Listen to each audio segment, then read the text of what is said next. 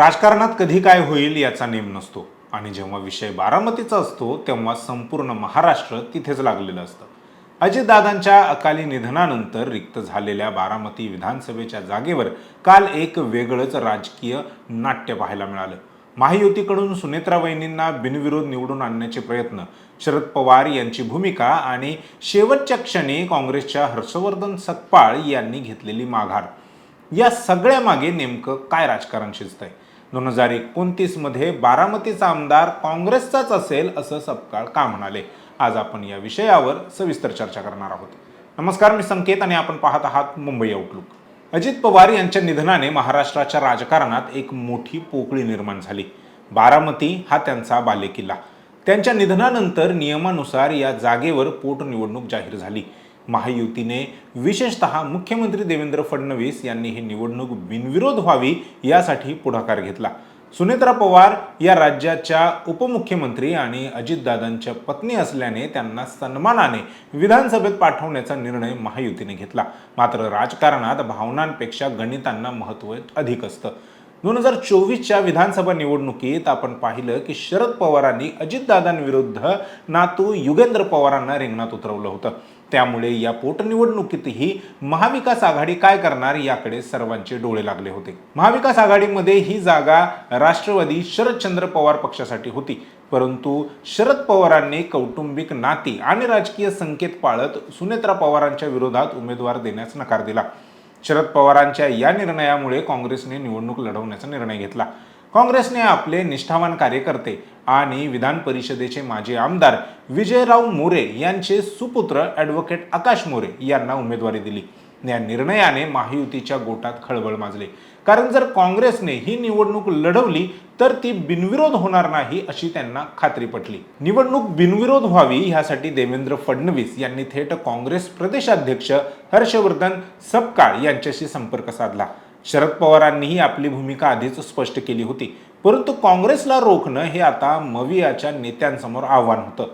स्वतः मुख्यमंत्री फडणवीस आणि शरद पवारांनी हर्षवर्धन सकपाळ यांना विनंती केली की राज्यातील राजकीय परंपरा राखण्यासाठी तुम्ही उमेदवारी मागे घ्या. इथे एक महत्त्वाची गोष्ट लक्षात घेण्यासारखी आहे. एका बाजूला मोठ्या नेत्यांकडून विनंती केली जात असताना दुसऱ्या बाजूला राष्ट्रवादीच्या नेत्यांची वागणूक मात्र वेगळीच होती.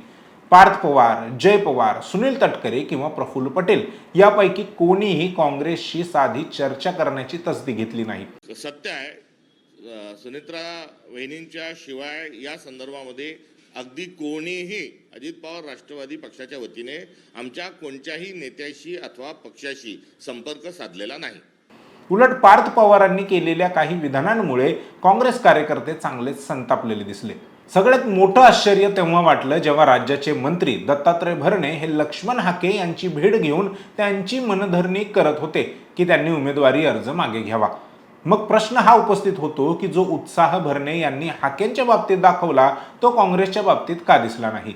असं म्हटलं जात आहे की राष्ट्रवादीच्या नेत्यांना, काही नेत्यांना आतून असं वाटत होतं की काँग्रेसने ही निवडणूक लढवावी जेणेकरून निवडणुकीत चुरस निर्माण होईल.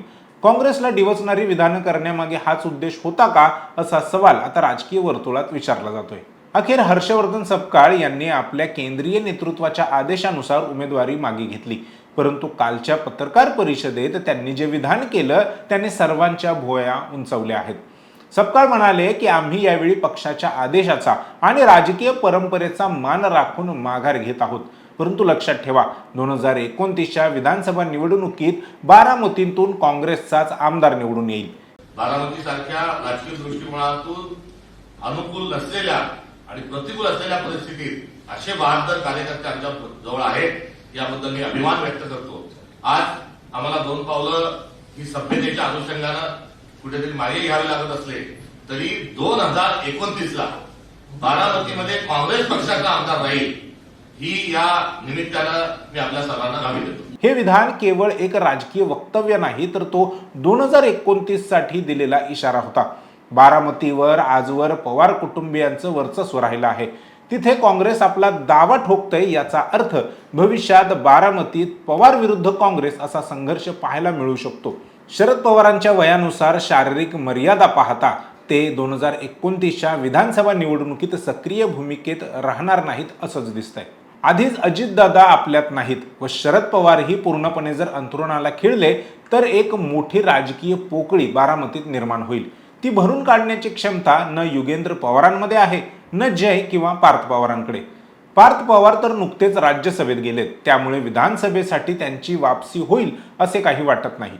दुसरीकडे बारामतीत पोकळी भरून काढण्याची क्षमता रोहित पवारांकडे आहे असं म्हटलं जात आहे, परंतु त्यांनी गेल्या 10 वर्षात कर्जत जामखेड या मतदारसंघात आपली पकड मजबूत केली आहे. त्यामुळे ते आपला बांधलेला मतदारसंघ सोडून बारामतीत येण्याची शक्यताही तशी कमीच आहे. तिसरी गोष्ट म्हणजे सुनेत्रा पवार ह्याच काही काँग्रेससाठी आव्हान ठरू शकतात. परंतु सगळ्यात महत्त्वाचा प्रश्न हा की शरद पवार बारामतीची जागा काँग्रेससाठी सोडतील का? जर त्यांनी ती जागा काँग्रेसला सोडली नाही तर मग महाविकास आघाडी राहणार का, टिकणार का? सकपाळांनी बारामतीवर दावा करून असे अनेक गंभीर प्रश्न निर्माण केले आहेत, ज्यावर राजकीय विश्लेषकांच्या आता चर्चा सुरू झालेल्या आहेत. महाराष्ट्रात एखाद्या मोठ्या नेत्याच्या निधनानंतर ती जागा बिनविरोध करण्यासाठी सर्वच राजकीय पक्ष किंवा सर्व मोठे राजकीय पक्ष प्रयत्न करत असतात. आतापर्यंत एकही पोटनिवडणूक ही बिनविरोध झालेली नाही. यावर आम्ही आधीच एका व्हिडिओतून आपल्याला माहिती दिली आहे. आर पाटील असोत किंवा गोपीनाथ मुंडे, अशा वेळी राजकीय मतभेद बाजूला ठेवले जातात. तीच परंपरा यावेळीही पाळली गेली, परंतु या परंपरेच्या आड काँग्रेसने आपली शक्ती वाढवण्याचे संकेत मात्र दिले आहेत. रोहित पवारांनीही संयमी भूमिका घेतली, देवेंद्र फडणवीसांनी मुत्सद्दीपणा दाखवला, परंतु काँग्रेसने घेतलेली ही स्ट्रॅटेजिक माघार येणाऱ्या काळात महाविकास आघाडीच्या जागा वाटपावरही परिणाम करू शकते. बारामतीची ही पोटनिवडणूक जरी आता बिनविरोध होण्याच्या मार्गावर असली तरी हर्षवर्धन सपकाळ यांच्या विधानाने 2029च्या निवडणुकीचे रणशिंग आत्तापासूनच फुंकले गेले आहे. पार्थ पवारांच्या विधानांना उत्तर देण्यासाठी आणि बारामतीत काँग्रेसचं अस्तित्व टिकवण्यासाठी ही माघार म्हणजे 2 पावलं मागे येऊन मोठी झेप घेण्याची तयारी तर नाही ना, यावर आता वेगळीच चर्चा रंगू लागली आहे.